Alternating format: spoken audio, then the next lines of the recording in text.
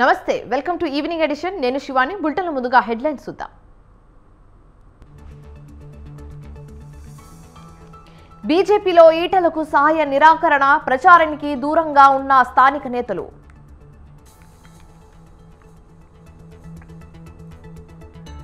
Rows avenue కోర్టులో కవిత petition తల్లి పిల్లల్ని కలిసేందుకు అనుమతి కోరిన కవిత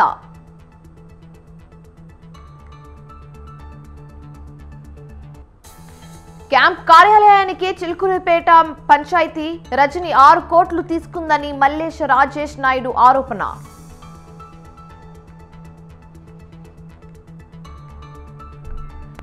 ప్రణీత్ రావు కేసులో కొనసాగుతున్న విచారణ 2 ఎస్ఐలను అదుపులోకి తీసుకున్న పోలీసులు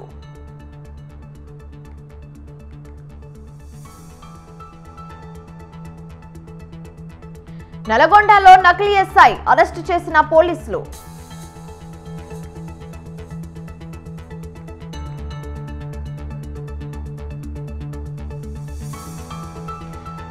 భారీ నష్టాల్లో ముగిసిన స్టాక్ మార్కెట్లు సెన్సెక్స్ 736 పాయింట్లు నిఫ్టీ 238 పాయింట్ల నష్టం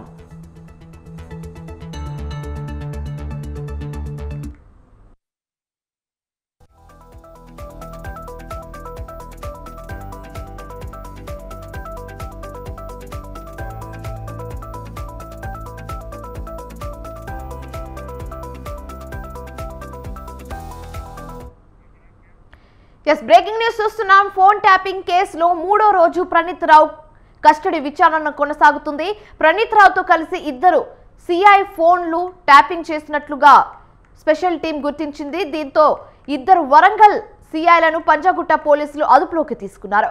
మరోవైపు ఎస్ఐబికి చెందిన పలు హార్డ్ డిస్క్లను కట్టర్లతో కత్తిరించి వాటిని అడవుల్లో పడేసినట్లుగా ప్రణీత్ అంగీకరించినట్లుగా తెలుస్తుంది.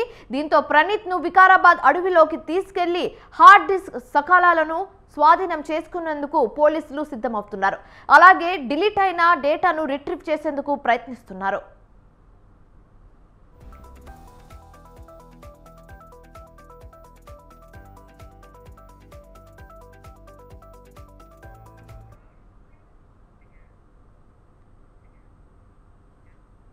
ప్రమోషన్ల ఆశ చూపించి కింద స్థాయి సిబ్బందితో ప్రణీత్ రావు ఈ ట్యాపింగ్ వ్యవహారం అంతా నడిపించినట్లుగా తెలుస్తుంది. అలా సేకరించిన డేటాను 17 కంప్యూటర్ల ద్వారా ప్రైవేట్ డ్రైవ్లోకి తీసుకున్నట్లుగా గుర్తించారు. అయితే ప్రణీత్ రావు డైరీ నుంచి వందల సంఖ్యలో ఫోన్ నంబర్లను గుర్తించిన పోలీసులు ఎవరి ఫోన్స్ ట్యాప్ చేశారు, ఎందుకు చేశారనే కోణంలో దర్యాప్తు చేస్తున్నారు. ఇక ఈ ట్యాపింగ్ కేసుకి సంబంధించి మరింత సమాచారం మా ప్రతినిధి పవన్ లైవ్ ద్వారా అందిస్తారు. పవన్ చెప్పండి. ఎస్ఐబి మాజీ డిఎస్పీ యొక్క ప్రణీత్ రావు యొక్క ఫోన్ ట్యాపింగ్ విషయంలో పోలీసులు సంబంధించి పూర్తిగా విచారణ కొనసాగుతుంది. 3వ రోజు యొక్క కస్టడీ విచారణలో చూస్తే మాత్రము చాలా కీలకమైన అంశాలను కూడా పోలీసులు రాబట్టారు. అయితే ఆ ప్రణీత్ రావు సంబంధించిన ఫోన్ ట్యాపింగ్ విషయంలో 2 సీఏలకు సంబంధించి పూర్తిగా ఆరా తీశారు. వరంగల్ జిల్లాకు సంబంధించిన 2 సీఏలను కూడా అదుపులోకి తీసుకున్నట్లుగా మనకు సమాచారం తెలుస్తుంది. అయితే దీన్ని మాత్రము పోలీసులు ఎక్కడ కూడా ధృవీకరించలేదు. అయితే కేసు విషయంలో చూస్తే మాత్రము పూర్తిగా ప్రణీత్ రావుకి 2 సీఐలు కూడా ఎప్పటికప్పుడు ఈ యొక్క ఫోన్ ట్యాపింగ్ విషయంలో చాలా కీలకంగా మారినట్లుగా తెలుస్తుంది. ఎందుకంటే ఈ యొక్క ప్రణీత్ రావు ఫోన్ సంబంధించిన విషయంలో చూస్తే పూర్తిగా 2 సీఐలతో కూడా ఎప్పటికప్పుడు టచ్లో ఉంటూ ఈ యొక్క ఫోన్ రికార్డింగ్కి సంబంధించి పూర్తి అంశాలను కూడా దీనికి సంబంధించి ఎప్పటికప్పుడు చేరవేస్తున్నారు. మరోవైపు చూస్తే మాత్రము ప్రణీత్ రావు సంబంధించిన పూర్తిగా 3 చోట్ల ఈ యొక్క సర్వర్లను కూడా ఏర్పాటు చేసుకున్నారు. ఒకటి వరంగల్తో పాటు సిరిసిల్లతో పాటు ఇటు హైదరాబాద్లో ఎస్ఐబి కార్యాలయంలో ప్రత్యేకంగా కొన్ని సర్వర్లను కూడా ఏర్పాటు చేసుకున్నారు. సర్వర్లను ఏర్పాటు చేసి అక్కడ దీనికి సంబంధించి పూర్తిగా ఒక కాల్ రికార్డ్స్ కూడా జరిగాయి. కాల్ రికార్డ్స్ జరిగిన నేపథ్యంలో ఎప్పటికప్పుడు ఈ యొక్క దీనికి సంబంధించిన ఒక బీఆర్ఎస్ సంబంధించిన నేతకు యొక్క కాల్ రికార్డ్స్ కూడా పంపించి ఆ యొక్క చేరవేసిన పరిస్థితి కూడా మనం గమనిస్తున్నాము అని చెప్పి కూడా దీనికి సంబంధించి పూర్తిగా దర్యాప్తులో కూడా చెప్తున్న పరిస్థితి కనిపిస్తుంది. అయితే ఇందులో చూస్తే మాత్రం ప్రజెంట్ మాత్రము పోలీసులు ప్రణీత్ రావును విచారించిన కొత్త విషయాలను కూడా వెల్లోకి వస్తున్నాయి. అయితే ఈ విషయంలో చూస్తే పూర్తిగా డివైజ్ను కూడా పూర్తిగా ధ్వంసం చేశారు. ధ్వంసం చేసిన హార్డ్ డిస్క్లను కూడా పూర్తిగా ఆ యొక్క అడవుల్లో కూడా పడేసినట్లుగా దీనికి సంబంధించి ఒక స్టేట్మెంట్ కూడా ఇచ్చారు. అక్కడ అడవుల్లోకి వెళ్ళి కూడా పోలీసులు ఎక్కడ పడేశారు దానిపైన హార్డ్ డిస్క్లను కూడా పూర్తిగా స్వాధీనం చేసుకునేందుకు కూడా పూర్తిగా అక్కడ తనిఖీలు కూడా చేస్తున్నారు. మరొక ఈ యొక్క హార్డ్ డిస్క్లను కూడా మరొక 2 చోట్ల భద్రతగా దీనికి సంబంధించి దాచిపెట్టినట్లుగా ప్రణీత్ రావు కూడా చెప్తున్న పరిస్థితి కనిపిస్తుంది. ఓవరాల్గా చూస్తే మాత్రం ఒక మీడియా సంబంధించిన సంస్థ యొక్క ప్రతినిధి పాత్ర ఉన్నట్లుగా దీనికి సంబంధించి కూడా కొంత వార్తలు కూడా బయటకు వస్తున్నాయి. ఎందుకంటే ఈ యొక్క మీడియాకు సంబంధించిన సంస్థ యజమాని మీ యొక్క కాల్ రికార్డ్స్ కావచ్చు ఇతర సంబంధించిన వ్యవహారంలో అతని పాత్ర ఉన్నట్లుగా దీనికి సంబంధించి పోలీసులు కూడా గుర్తించిన పరిస్థితి కూడా కనిపిస్తుంది. ఎందుకంటే ఎప్పటికప్పుడు ప్రణీత్ రావు సంబంధించిన విషయంలో ఎప్పటికప్పుడు ఈ యొక్క కాల్ రికార్డ్స్ కావచ్చు ఈ యొక్క 100 కాల్ రికార్డ్స్ కూడా చేశారు. ఈ యొక్క 100 కాల్ రికార్డ్స్ చేసిన నేపథ్యంలో వాటన్నిటిని కూడా పూర్తిగా దీనికి సంబంధించి భద్రపరిచారు. మరోవైపు ఎవరైతే ఇక ఎయిర్టెల్ కావచ్చు ఇక బిఎస్ఎన్ఎల్ కావచ్చు ఇలాంటి యొక్క సర్వీస్ ప్రొవైడర్స్ కూడా వాళ్ళతో పూర్తిగా దీనికి సంబంధించి కొంత సాఫ్ట్వేర్ కూడా కొనుగోలు చేసినట్టుగా తెలుస్తుంది ప్రణీత్ రావు. ఎందుకంటే ఈ యొక్క సర్వీస్ ప్రొవైడర్ల వద్ద ఈ యొక్క సాఫ్ట్వేర్ కొనుగోలు చేసి వారి నుంచి యొక్క పూర్తిగా యొక్క కొన్ని ఫోన్ కాల్స్ కూడా రికార్డ్ చేసినట్టుగా దీనికి సంబంధించి పూర్తిగా ప్రణీత్ రావు ఈ యొక్క స్టేట్మెంట్లో కూడా ఇచ్చినట్టుగా తెలుస్తుంది. మొత్తానికి చూస్తే మాత్రం ప్రణీత్ రావు యొక్క రోజు విచారించే కొద్ది కూడా అన్ని విషయాలు కూడా వెలుగులోకి వస్తున్నాయి. ప్రజెంట్ మాత్రం ప్రణీత్ రావు సంబంధించిన విషయంలో ఈ యొక్క 3వ రోజు మాత్రం విచారణ కొనసాగుతుంది. Right, thank you Pawan.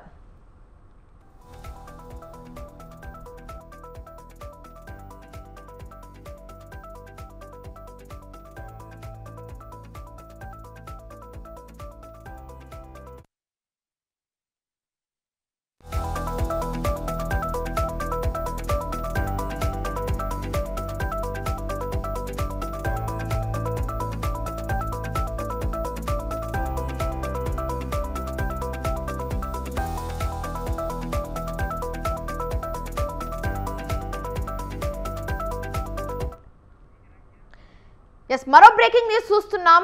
ఉద్యోగం రాలేదని ఏకంగా నకిలీ ఎస్ఐ అవతారం ఎత్తింది ఓ యువతి. ఏకంగా ఏడాదిగా ఆర్పీఎఫ్ ఎస్ఐ అని చెప్తూ అందరినీ మోసం చేస్తుంది. చివరికి పెళ్లి చూపుల్లో అడ్డంగా దొరికిపోయింది.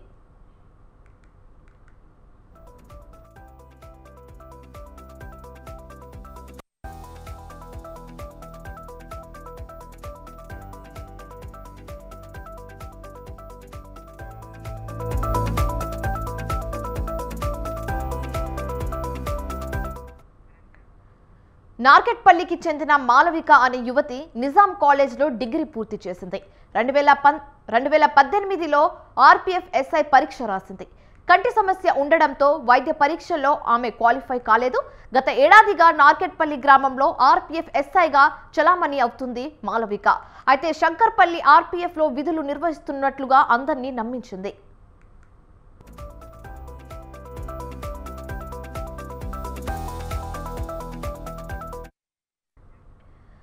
ఆర్పీఎఫ్ ఎస్ఐ అని చెప్పుకొని యూనిఫామ్ ఐడి కార్డులు తయారు చేసుకుంది. ఇటీవల పెళ్లి సంబంధం చూసేందుకు కూడా యూనిఫామ్లోనే వెళ్ళింది మాలవిక. పెళ్లి సంబంధాల కోసం అబ్బాయి తరఫున వాళ్ళు పై అధికారులను సంప్రదించగా అసలు విషయం బయటపడింది. దీంతో నల్గొండలో మాలవికను పట్టుకున్నారు రైల్వే పోలీసులు. తల్లిదండ్రుల బాధ తట్టుకోలేక ఆమె ఇలాంటి పని చేసినట్లుగా తెలిపారు రైల్వే ఎస్ఐ. మాలవిక ఇన్స్టాగ్రామ్లో ఆర్పీఎఫ్ యూనిఫామ్లో రీల్స్ చేసినట్లుగా తెలిపారు పోలీసులు.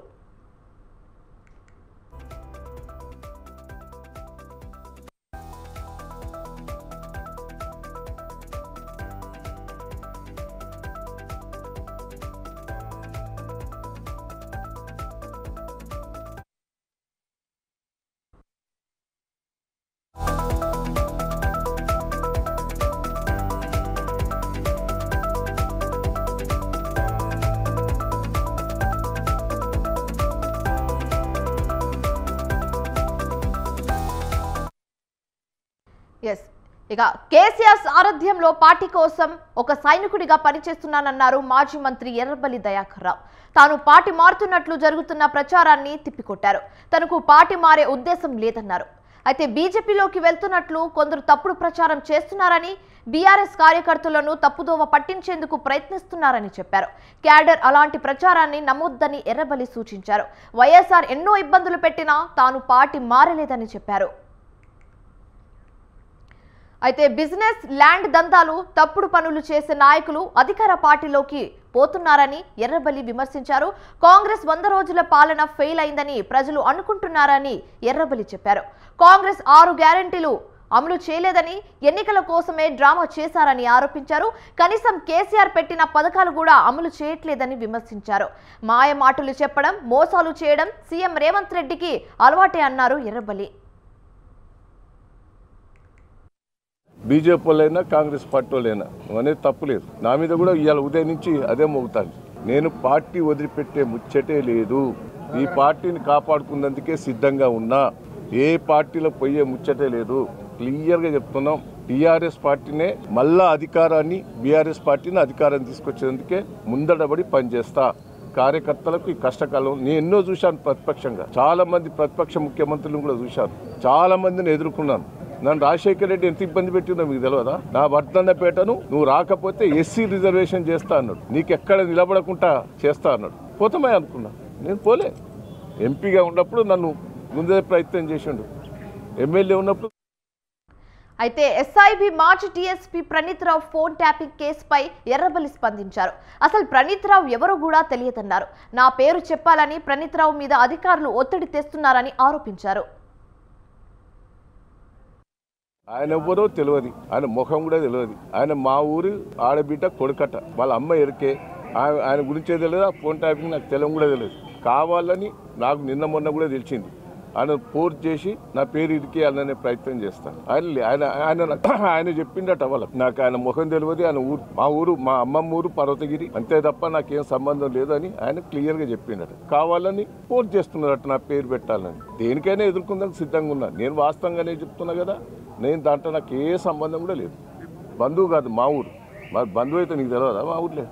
మా బంధువులంతా ఎక్కువ మేచరాజపల్లిలో ఉంటారు. ఆయన ఎవ్వరో తెలియదు. ఆయన ముఖం కూడా తెలియదు. ఆయన మా ఊరు ఆడబిడ్డ కొడుకట. వాళ్ళ అమ్మ ఎరికే.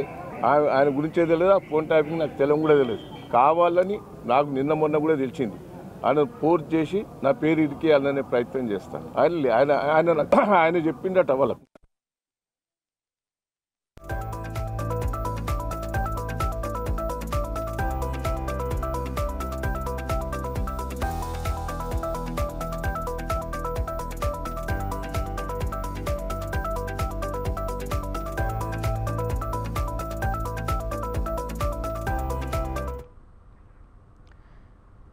దక్షిణాదిపై ఫోకస్ పెంచిన బీజేపీ తెలంగాణలో ఎక్కువ లోక్సభ స్థానాలు గెలుచుకోవాలనుకుంటుంది.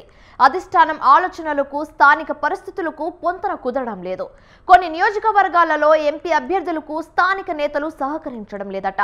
అయితే మల్కాజ్గిరి పార్లమెంట్ అభ్యర్థి ఈటెలకు స్థానిక నేతల సహాయం, నిరాకారం ఎదురవుతుంది. మల్కాజ్గిరి పార్లమెంట్ టికెట్ ఆశించిన నేతలందరూ ఈటెల ప్రచారానికి దూరంగా ఉంటున్నారు.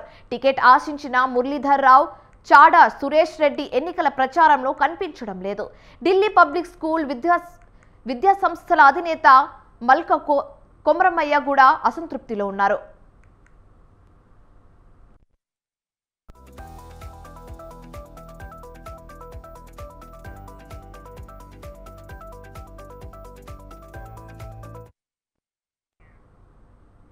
ఈటెలకు టికెట్ ప్రకటించిన తర్వాత మెడ్చల్ మల్కాజ్గిరి అర్బన్ జిల్లా బీజేపీ అధ్యక్ష పదవికి పన్నాల హరీష్ రెడ్డి రాజీనామా చేశారు. అయితే స్థానికంగా నాయకులే పార్లమెంట్ టికెట్ కేటాయించాలని నేతలు డిమాండ్ చేస్తున్నారు. టికెట్ ఆశించిన కుత్బుల్లాపూర్ మాజీ ఎమ్మెల్యే కూన శ్రీశైలం గౌడ్ కాంగ్రెస్ లో చేరుతున్నాడనే ప్రచారం జరుగుతుంది. అయితే టికెట్ ఆశించి భంగపడ్డ దేవేందర్ గౌడ్ కుమారుడు వీరేంద్ర గౌడ్ ఇప్పటి వరకు ఈటెల ప్రచారంలో కనిపించలేదు. బీజేపీ కింద స్థాయి నాయకులతో పాటు కార్పొరేటర్ స్థాయి ఈటెలతో అంటూ ముట్టిమాటలు వ్యవహరిస్తున్నారు. అయితే ఇదే అంశం మీద పూర్తి సమాచారం మా ప్రతినిధి శ్రీనివాస్ లైవ్ ద్వారా అందిస్తారు.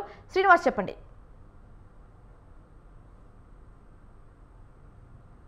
మల్కాజ్గిరి పార్లమెంటు అయితే ఇక్కడ బీజేపీ విజయం సాధిస్తుంది అనే ఉద్దేశంతో చాలామంది పార్టీ నేతలు టికెట్ను ఆశించారు. దాదాపుగా ఎక్కడా లేని విధంగా మల్కాజ్గిరికి అత్యధికంగా బీజేపీ నేతలు తమకు టికెట్ రావాలన్నటువంటి పట్టుదలతో పనిచేశారు. చివరికి దాదాపుగా అంటే ఈటెల రాజేందర్కు అధిష్టానం ఈ టికెట్ కేటాయించింది. అదే పార్లమెంటు స్థానాన్ని తమకు కేటాయించాలని మధ్యప్రదేశ్ ఇన్ఛార్జిగా పనిచేసినటువంటి మురళీధర్ రావు, అదేవిధంగా మాజీ పార్లమెంట్ సభ్యుడు చాడా సురేష్ రెడ్డి, కుబ్దులాపూర్ మాజీ ఎమ్మెల్యే, అసెంబ్లీ ఎన్నికల్లో పోటీ చేసిన కూన శ్రీశైలం గౌడ్, మల్కా కొమరయ్య విద్యా సంస్థల ఒక అధినేత ఆయన మల్కా కొమరయ్య, అదేవిధంగా మిగతా నాయకులు కూడా దేవేందర్ గౌడ్ కుమారుడు వీరేందర్ గౌడ్ కూడా టికెట్ను ఆశించారు. చాలామంది ఈ టికెట్ను ఆశించినా కూడా జాతీయ నాయకత్వం మాత్రం ఈ మల్కాజ్గిరిలో బీజేపీ పాగా వేయాలనే ఉద్దేశంతో ప్రజా నాయకుడిగా గుర్తింపు ఉండి ఉద్యమ నాయకుడిగా గుర్తింపు ఉన్నటువంటి ఈటెల రాజేందర్కు చివరి నిమిషంలో కేటాయించారు. అయితే ఈ టికెట్ కేటాయించినప్పటి నుండి కూడా అక్కడ పార్లమెంటు కోసం టికెట్ కోసం ఆశపడ్డటువంటి ముఖ్య నేతలందరూ అసంతృప్తితో ఉన్నారు. ఇప్పటికే ఈటెల రాజేందర్ తన ఎన్నికల ప్రచారాన్ని ముమ్మరంగా చేస్తున్నా కూడా ఇక్కడ అసంతృప్తితో ఉన్న నాయకులు ఎవరికి అక్కడ ఈటెలకు మద్దతు పలకడం లేదన్నటువంటిది మాత్రం చెప్పవచ్చు, స్పష్టంగా చెప్పవచ్చు. అందరూ నేతలు ఆయనకు సహాయ నిరాకరణ మాత్రం చేస్తున్నారని చెప్పవచ్చు. ఈ ఎన్నికల ప్రచారానికి ఏకంగా ప్రధానమంత్రి నరేంద్ర మోడీ వచ్చి మల్కాజ్గిరి పార్లమెంటులో రోడ్ షో నిర్వహించినా కూడా స్థానిక నేతలు ఎవరు కూడా ఈటెలకు తమ మద్దతును ప్రకటించి సహాయం చేయడం లేదు, ప్రచారంలో పాల్గొనడం లేదు అనేటువంటి మొత్తంగా బీజేపీ శ్రేణుల్లో వినబడుతుంది. ప్రధానంగా ఇక్కడ ఉన్నటువంటి పరిస్థితి మురళీధర్రావు ముందుగా టికెట్ వస్తుందన్నటువంటి ఆశతో ఆయన ప్రచారం కూడా నిర్వహించారు. ఇప్పుడు మురళీధర్రావు ఈ ఎన్నికల ప్రచారంలో ఎక్కడ కనిపించడం లేదు. అదేవిధంగా కుబ్దులాపూర్ మాజీ ఎమ్మెల్యే గత అసెంబ్లీ ఎన్నికల్లో పోటీ చేసినటువంటి కూన శ్రీశైలం కూడా తనకు టికెట్ కావాలన్నటువంటి అధిష్టానం మీద చివరి వరకు ఒత్తిడి తెచ్చారు. పార్లమెంటు టికెట్ స్థానికులకే కేటాయించాలన్నట్టు డిమాండ్ కూడా చేశారు. అయితే కూన శ్రీశైలం గౌడ్కు టికెట్ రాకపోవడంతో అసంతృప్తితో ఉన్నాడు. ఆయన చివరికి బీజేపీ పార్టీ నుంచి కూడా రాజీనామా చేసి కాంగ్రెస్లో వెళ్తాడు అన్నటువంటి ప్రచారం కూడా జరుగుతుంది. ఇక చాడా సురేష్ రెడ్డి కూడా తనకు మల్కాజ్గిరి టికెట్ కేటాయించాలన్నటువంటి పట్టుదలతో ఇటు రాష్ట్ర నాయకత్వం మీద జాతీయ నాయకత్వం మీద కూడా ఒత్తిడి తీసుకొచ్చాడు. చాడా సురేష్ రెడ్డి కూడా ప్రస్తుతం ఎన్నికల ప్రచారంలో ఈటెలకు సహకరించడం లేదన్నటువంటిది వినబడుతుంది. మొత్తంగా అక్కడ ఈటెల రాజేందర్ ఒంటరి పోరాటమే చేస్తున్నాడు. మొత్తంగా అక్కడ బీజేపీ ముఖ్య నేతలే కాదు కింది స్థాయి నేతలు అదేవిధంగా కార్పొరేటర్లు కూడా ఈటెల రాజేందర్కు ఎట్టి పరిస్థితుల్లో సహకరించలేదు. ఇక్కడ బీజేపీ నేతలకు స్థానికులకే టికెట్ కేటాయిస్తే విజయం సాధించే అవకాశాలు ఉంది. అలాంటి సమయంలో ఈటెలకు ఇక్కడ టికెట్ కేటాయించడం పట్ల చాలామంది నిరసన వ్యక్తం చేయడమే కాకుండా ప్రస్తుతం ఎన్నికల ప్రచారంలో కూడా దూరంగా ఉంటున్నారు. ఎవరు ఈటెలకు సహకరించడం లేదు.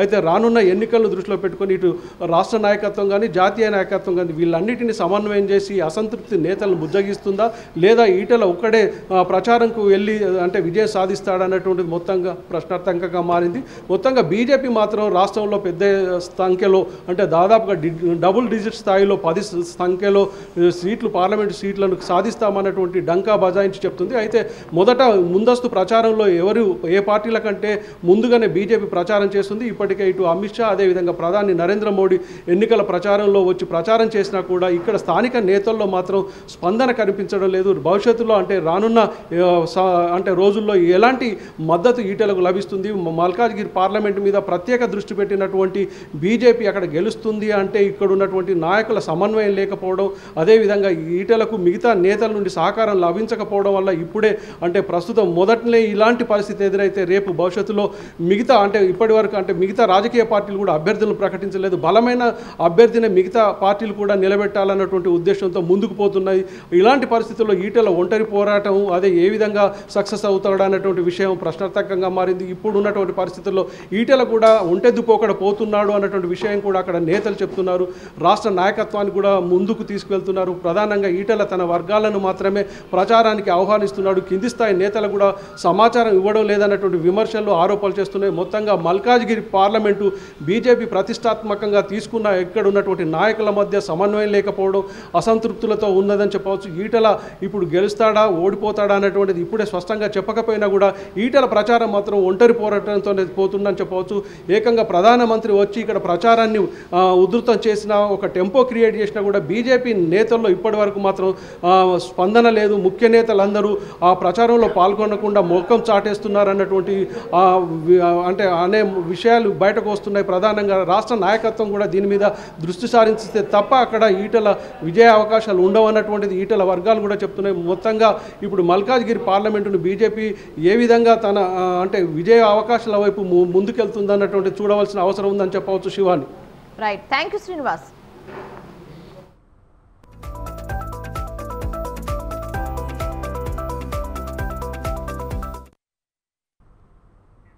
మంత్రి అంబటి రాంబాబు మాట్లాడుతున్నారు, లైవ్ లో చూద్దాం. ఈ సందర్భంగా నేను చెప్పదలుచుకున్నాను. అదే పని. ఒక విషయం మనం చేస్తున్నా, ప్రతిపక్షాలు నిర్వహిస్తున్నటువంటి సభలపైన కుట్రలు చేయవలసిన అవసరం జగన్మోహన్ రెడ్డి గారికి లేదని మనం చేస్తున్నా. నేను ఒకటే చెప్పదలుచుకున్నా, రాష్ట్ర ప్రజలు చూస్తున్నారు. 4 సిద్ధం సభలను నిర్వహించాం. ఎంత అద్భుతంగా నిర్వహించాము, ఎంత అద్భుతంగా ప్రజలు వచ్చారు, ఎంత అద్భుతంగా ప్రజలు దాన్ని రిసీవ్ చేసుకున్నారో మీ టీవీలోనే చూడమని మనం చేస్తున్నాం. మీకున్నటువంటి టీవీలోనే చూడమని మనం చేస్తున్నాం. మీరు నిర్వహించారే, జెండా సభ నిర్వహించారు పవన్ కళ్యాణ్ గారు మీరు కలిసి. ఇవాళ చిలకూరుపేటలో ప్రజాదళాన్ని నిర్వహించారు మీరు, పవన్ కళ్యాణ్ గారు, మోడీ గారు కలిసి నిర్వహించారు. అసలు ఈ 2 సభలు కూడి మా ఒక్క సభతో పోల్చగలరా మీరు? ఒక్క సిద్ధం సభలో ఈ 2 సభలు కూడిన 20 కూడా లేదు. That is the fact. కారణం ఒక్కటే, ప్రజాబలం. జగన్మోహన్ రెడ్డి గారి సభలంటే ప్రజలు తరలి వస్తున్నారు. మీ ఉమ్మడి సభలంటే ప్రజలు తరలి రావడం లేదు, తోలినా రావడం లేదు. మీ మీద ప్రేమ లేదు, ఎందుకంటే మీ పరిపాలన వారికి నచ్చలేదు. జగన్మోహన్ రెడ్డి గారి మీద ప్రేమ ఉంది, కారణం వారి పరిపాలనలో ప్రజలు సుఖశాంతులతో ఉన్నారు. 2,72,000 కోట్ల రూపాయలు బటన్ నొక్కితే అకౌంట్స్లోకి వేసినటువంటి ప్రభుత్వం ఇంతకు ముందు ఎప్పుడైనా ఉందా? లేదు. భారతదేశంలో ఏ రాష్ట్రంలో అయినా ఉందా? ఒక్క జగన్మోహన్ రెడ్డి గారి ప్రభుత్వం తప్ప. అలాంటి ప్రభుత్వాన్ని ప్రజలు ప్రేమిస్తారు. ఎంత దూరమైనా ఆ ప్రయాణం చేసి ప్రజలు వస్తారు. ఇది సత్యం, ఇది వాస్తవం. ఈ వాస్తవాన్ని గమనించక ఏదో ఆర్టిఫిషియల్ ఇంటెలిజెన్స్ ఏనో, లేకపోతే మీరే వార్తలు రాంచుకుని ఈనాడులోను ఆంధ్రజ్యోతిలోను ఈ పచ్చ మీడియా వార్తలు రాంచుకుని అవి చూసి నిజమని భవించి మీరు పప్పులో కాలేసుకుంటున్నారు ఆయన. ఇది గమనించాలని కూడా ఈ సందర్భంగా నేను చెప్పదలుచుకున్నాను. ఎస్, అదేగా నేను చెప్పదలుచుకుంది. సభ మొత్తం నిర్వహించింది మీరు. ఎలక్షన్ కోడ్ ఉంది, మైకులు కూడా ప్రభుత్వాలు అరేంజ్ చేయాలా? లేకపోతే పోలీసు వారు మేము ప్రభుత్వాలు వైఎస్ఆర్ కాంగ్రెస్ పార్టీ వచ్చి మీ మైకులు మేము అరేంజ్ చేయాలా? చెప్పండి, నాకు అర్థం కాలా. లేకపోతే మేమే మీ జనాన్ని దోలాలా? What it is? సింపుల్. మీ వైఫల్యాలను ఎదుటివారి మీద నెట్టడమే మీ ఉద్దేశం. మీ అభద్రతా భావాన్ని ఎదుటివారి భద్రత లేదనేటువంటి మాటలు మాట్లాడుతున్నారు. చేతగాని మాటలు మాట్లాడుతున్నావు ఓ చంద్రబాబు, నీ పని అయిపోయింది. Over. After this election you will exit from the politics. మీ అబ్బాయి కూడా ఎగ్జిటే. మీ అబ్బాయికి అసలు క్వాలిఫికేషనే లేదు. పాలిటిక్స్లోకి రావడానికి ఇంతవరకు క్వాలిఫై కాలేదు, ఎక్కడ గెలవలేదు, మినిమం క్వాలిఫికేషన్ లేదు. ఇంటర్మీడియట్ చదవాలంటే 10th క్లాస్ పాస్ అవ్వాలిగా, ఎంబీబీఎస్ చేయాలంటే ఇంటర్మీడియట్ బైపీసీ పాస్ అవ్వాలిగా. అయ్యేవి క్వాలిఫికేషన్ లేవు. ఒకసారి మంత్రి అయ్యాడు, ఇంతవరకు క్వాలిఫికేషన్ సంపాదించలేదు. So after this election Chandrababu Naidu గారు will exit from the politics. వారితో పాటు వారి కుమారుడు కూడా శ్రీమద్ రమారమణ గోవిందే అని ఈ సందర్భంగా చెప్పదలుచుకున్నాను. వాళ్ళ ఇష్టం. కాంగ్రెస్ పార్టీ నుంచి షర్మిలమ్మ గారు కడప నుంచి పోటీ చేయొచ్చు, భారతదేశంలో ఎక్కడి నుంచైనా పోటీ చేయొచ్చు. That is left the Congress party. చాలా చిత్రమైన కామెంట్ చేశారు ప్రధానమంత్రి గారు, కాంగ్రెస్ పార్టీ మేము ఊటేదని. ఇలా ఉంటాయి రకరకాలు. ముందు మీరు అది నేను చెప్తున్నా అవసరం లేదు, కానీ అసలు ఆ రోజు చంద్రబాబు నాయుడు గారు ఏం మాట్లాడారో. రైట్, ఇవి ఇప్పుడు వరకు updates. For more updates keep watching స్వతంత్ర.